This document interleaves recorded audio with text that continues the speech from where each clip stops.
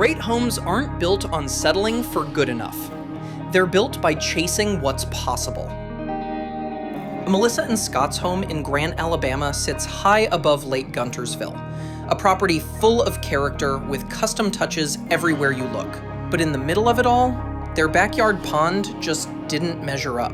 It worked, the water ran, the fish swam, the pumps turned on, but Melissa didn't love it. And for a couple who poured so much into making their home one of a kind, good enough just wasn't enough. When we first met Melissa, she asked a simple question.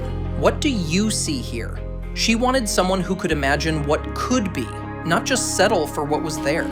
Standing on her porch, we sketched a bold new vision. Bigger, bolder, drawn outside the lines. The plan? To transform a simple backyard pond into a stunning centerpiece that matched the home's personality.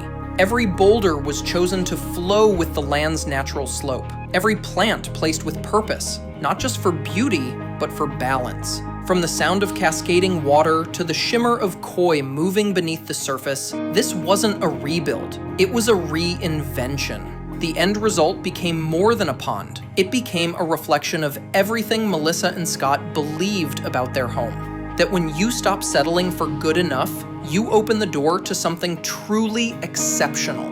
Because great homes and great lives are built by chasing what's possible.